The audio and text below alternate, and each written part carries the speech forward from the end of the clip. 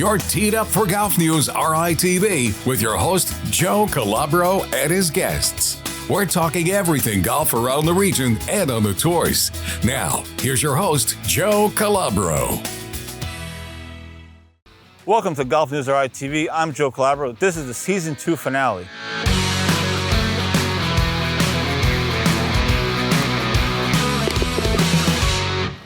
Now, we did a heck of a lot of playing this year.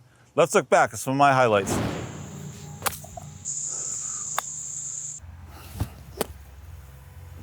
We got ourselves out. We putt. Yikes, that was ugly. I think I'm gonna take up a new style of golf.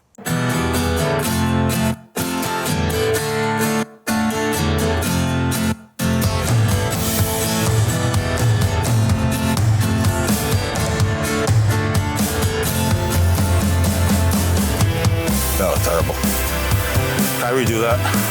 No.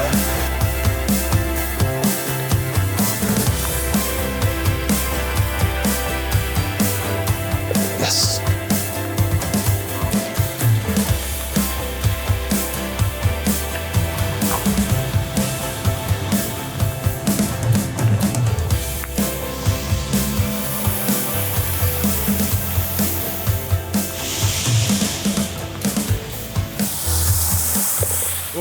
Clearly this mini golf thing is not working either. I might just retire from the game. Anyway, this year on GolfNewsRI TV, we did a lot of interviews, we played a lot of holes, we did a lot of other cool things, and we're gonna get to all of it. But we're gonna start with our interview with Billy Andrade, who was nice enough to take time out of his vacation to come on GolfNewsRI TV. And here's 5 questions that we did with Billy Andrade at his house. Favorite restaurant in Raleigh? Where does Billy Andrade go and dine out? My go-to for swordfish is Dion's. If you want a lobster, you go to the Lobster Pot, and if you want just great seafood, you go to Guido's. The Bristol 4th of July parade might be one of the most famous ones, certainly in the region, if not the country. In the country, Joe. In the country. Yeah, we're not up in North Smithfield. How many times have you gone, and what's your favorite memory of it? I haven't missed much, but I did miss this year. We had a wedding in Colorado after the Senior Open that we had to go to, so I missed it this year. I missed it a few times, in college, playing in a tournament here or there. We used to go down to my grandmother's house first on Hope Street, and then we went down to Andrade Insurance because that was kind of nice because if it was hot, you could go into the insurance office and it was air conditioned. My dad was the chief marshal in 1972. I remember being a part of that. I was 8, 9 years old, and it was something I'll never forget. If you could play one course on Rhode Island for the rest of your life. Can I have a couple? Sure. I mean, Wannamoysette's fantastic. Newport's fantastic. Totally different setups, totally different kind of golf, but it's still unbelievable that you're in the same state. I got to play Shelter Harbor. Aquidneck Club has gotten so much better over the years. It's such a great place to go. And then I grew up at Wanamatonamy in Middletown. Seth Rayner, another gem. So we have so many great courses here. Everybody has brands on their hats and everything. You always wore the MLB logo. Why? Is this your love of baseball, or where did that come from? It started back at the Tour Championship. I got paired with the guy who started MLB.com. This was when I was 49 years old. I've been with MLB for 12 years now, and they signed me up, and I represent them, and I just love the game, and it's nice to have this cross promotion. I play in golf, and people see my hat and they see baseball. I'm excited to still be a part of it. You're close friends with Terry Francona. Did you ever expect him to go back into managing now with the Reds, or did you have any idea that was going to happen? I stayed with him last year at the Tucson tournament. Ziggy and I stayed at his house, and he talked about maybe getting back into it because he was feeling better. I didn't know where he was going to go, but I had an inclination that he was probably going to get back into it. And he's just a wonderful man. He's unbelievable. He's going to be in the Hall of Fame after his career's over, and so now I'm a Cincinnati Reds fan. Thanks so much to Billy Andrade for having us at his house and taking time to do the TV show. Meanwhile, let's see if I can turn this mini golf game around.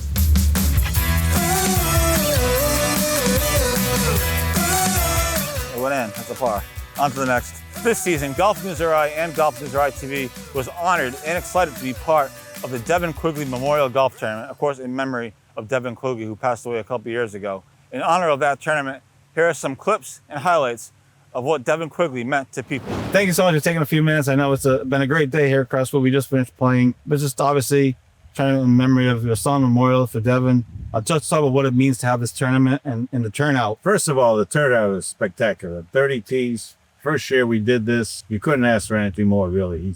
A lot of golfers knew Devon or played with him or heard about him or heard about me or whatever. It's a tribute to, I guess, what we've done in golf for them and also Mountain Claver. For Devon, he's been past probably almost 2 years now, and he's kind of the vehicle for what's going to happen for this Devon Quigley Courage Award, which is really what Devon was all about.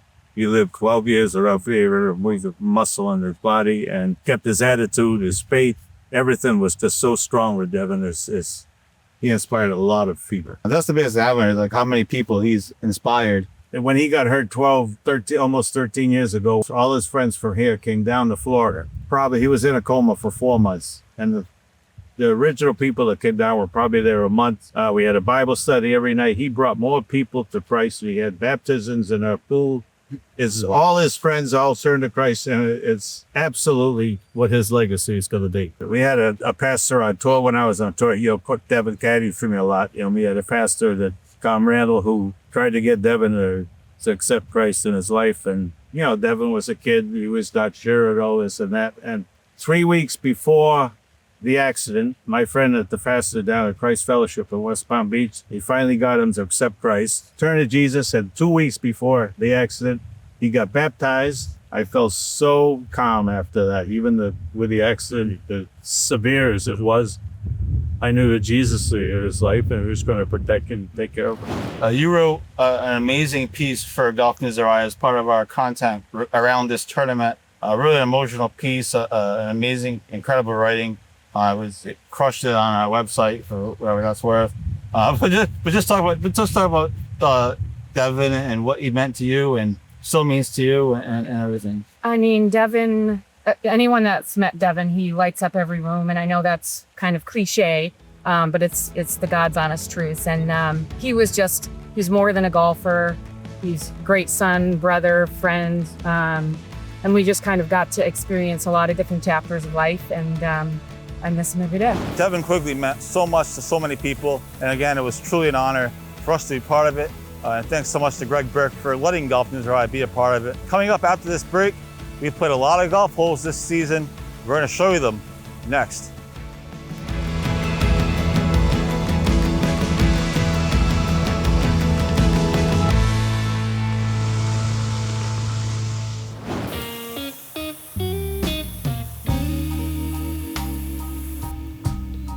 Welcome back to GolfNewsRI TV. I'm Joe Calabro. The season 2 finale. It's amazing how fast time goes.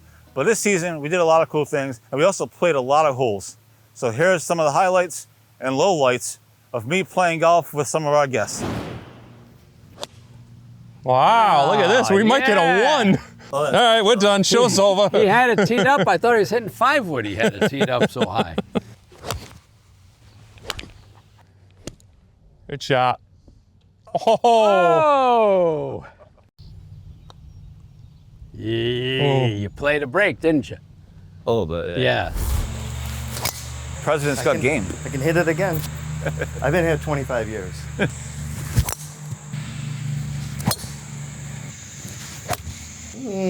Come on. Sit. Swimming with the fishes. Pitching wedge. 8 iron. 8 iron. I'm old. Jump. Oh! All right, Joe, if you can make it up and down, I'll buy you lunch.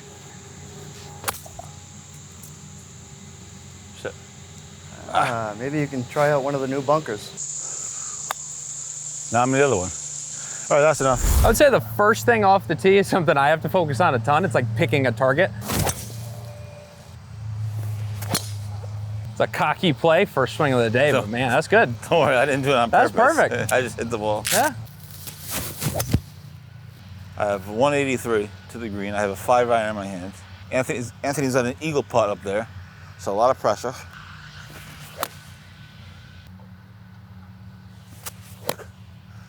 Well, embarrassing myself again. You need the buttons on your shirt to be right there at the point of impact.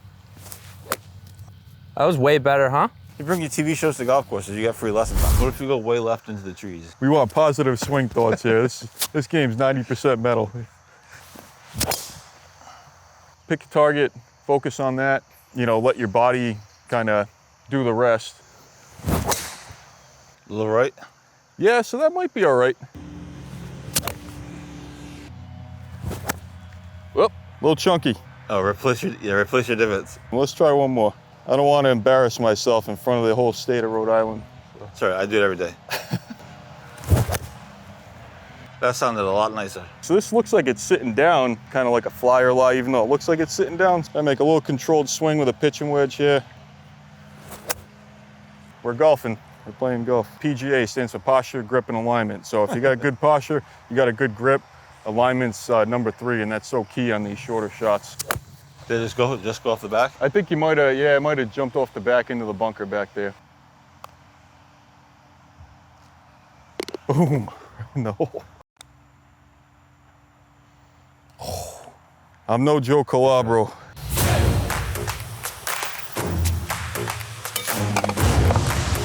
Thanks so much to all the clubs for letting us play, and all of our guests that played with us on however many holes we just played. I clearly showed you all what not to do, but I did finish strong and beat a pro at Gloucester. It was a nice par. Now let's try to make a par on this hole.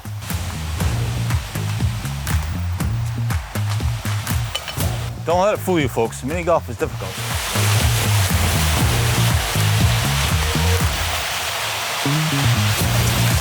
Earlier this year, we got to sit down with Dave Adamonis and Steve Feinstein, also known as Foon, to talk about the state of junior golf in Rhode Island and beyond. Here's a quick wrap-up of the state of junior golf in Rhode Island. We were talking before the break about how to decide what tournaments to play in and what it all means. I just think that's such an interesting topic because the kids now, especially once you get to start looking at colleges and trying to go to college, sometimes those tournaments, it matters which ones you play in. You know, I mean, obviously the higher profile event, the more that you're going to have college coaches at the event. So, for example, you know, biggest event of the season really for college coaches is they'll go out to the U.S. Junior. And if you play well at the U.S. Junior, that's a ticket to usually a top 50 school. You know, last year, Josiah Hockler, who was from New Hampshire, he, you know, went to the U.S. Junior and he kind of had a breakout performance, and he went from anonymity to really having, you know, some pretty good opportunities. So, you know, I always try to tell the kids just you know, remain focused, that a coach isn't looking at one round of golf. They're really kind of looking at a big picture. And if you can get some eyeballs on you, they're probably not even really looking at what your golf capabilities are, because if they're already looking at you, they like what your scores represent. It's more about what you represent, you know, the rest of the package. So from your perspective, for someone who's been around for all different people, where do you see kind of Rhode Island junior golf at kind of right now? I think it's on the rise. Just covering what you do with high school golf and everything else, it gives more attention to the local players. It gets coverage in a lot of places, and the kids get a chance to play a lot of tournaments, which definitely makes them, you know, be better players. And Dave and I encourage our better juniors to get out from just their small world here and to play other major tournaments around the country, because I think it's good for them. There are more better golfers coming from New England than there used to be, and they are making their mark on the junior golf world. How do you differentiate between telling somebody don't play in this, or you should play in this, or don't play either of them? Carefully. Just yesterday, I met a kid. I hadn't known him. We were playing at Winterpog in this Doral qualifier, and I noticed right away he's got a beautiful swing. He's only a freshman. Obviously, play as much challenge cup as you can, but I think you're ready to play in some major tournaments around the country if you can get in. So Dave does that all the time. He fields all kinds of calls. I do plenty of them. For a while, I was doing college golf counseling and recruiting. So I would have 10 or 15 families that asked me to help them navigate the junior golf world and the recruiting world, and it's not easy, and it's getting harder now. I think junior golf in Rhode Island has been on the upswing.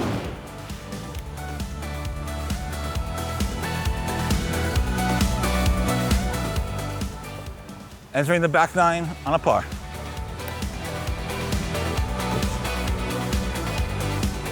Well, that wasn't the putt I was trying to hit, but it worked out. Anyway, when we come back on GolfNewsRI TV, we're going to show more highlights, more clips, more mini golf, and wrap up the Season 2 finale. Stay with us.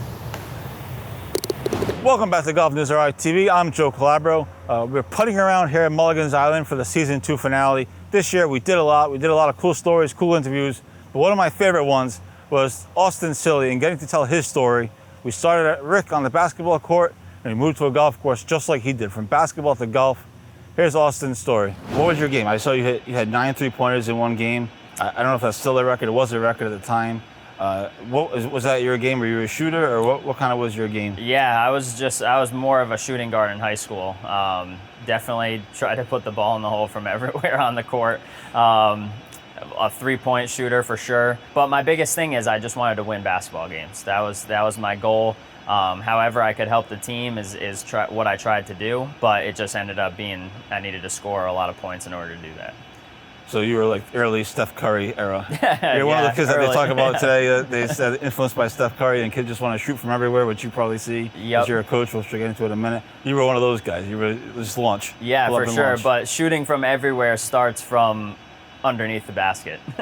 Sure. You need to see the ball go in the hoop, and then eventually once you start kind of inching out, then it relegates and starts to go in from back there. So my freshman year, about a week before our conference championship, I went to the doctor. I was having some numbness and tingling in my legs. Ended up getting an x-ray and found that my L5 vertebrae was cracked on both sides. So I was shut down. Tried to do rehab for a year and get back on the court, but it just didn't happen for me. I had surgery the following January of 2015, and then it was the first time I wasn't competing in anything for an extensive amount of time. So 2 weeks before starting back up at Rick, I emailed the golf coach, Coach Gamble, and he said, yeah, just come out, and here I am. When you transitioned to golf, had you played golf before? I played in high school on the high school team for a month and a half, 2 months a year. But then I would always come up to Providence and have AAU practice. It was obviously AAU season at that time in the spring. And then I played in maybe 1 or 2 junior events just on a whim.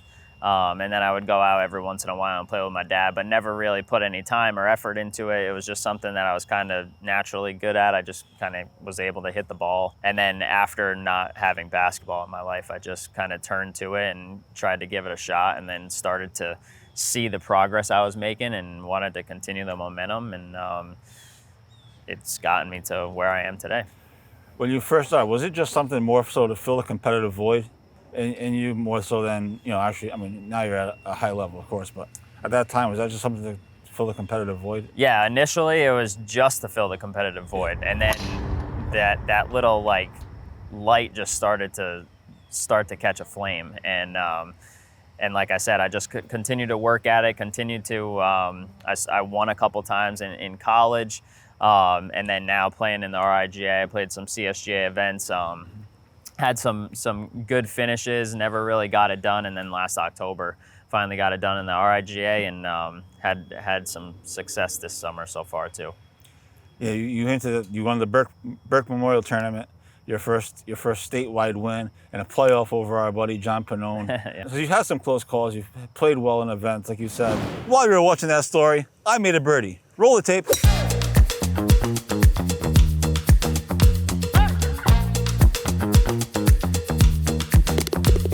That's a birdie. I'd like to thank Anthony Lozelle, Justin Turner, and our friend Nick Maresca, all the head pros who have come on TV this year, had us at their club, and played a couple holes with us. I'd also like to thank everybody who supported GolfNewsRI TV this season. This putt is for my parents and for all their support with the TV show and for GolfNewsRI just in general. Thank you so much. This putt is for all of our sponsors who've supported GolfNewsRI TV and made this show possible, made all our adventures possible. Thank you to all the sponsors. Love you all. All right, this putt is for our producer at WPRI, Joe Lembo, who's made this whole TV show thing possible. He puts it on the air every Sunday. And this putt is for our trusty camera guys who make GolfNewsRI TV look amazing every week, come up with cool ideas like this one to play mini golf. I greatly appreciate all their hard work, and this putt is for them. We're getting the hang of this mini golf thing. Ready for another 18. And lastly, I'd like to thank you guys, the viewers, our followers, friends, supporters. Thank you all for watching GolfNewsRI TV. Thank you all for following GolfNewsRI on all of our social media platforms. And also I'd like to thank the guests while we're at it. Thanks to all our guests who took time out of their day, and in a lot of cases their work day, to come on GolfNewsRI TV and do the show. This putt's for them.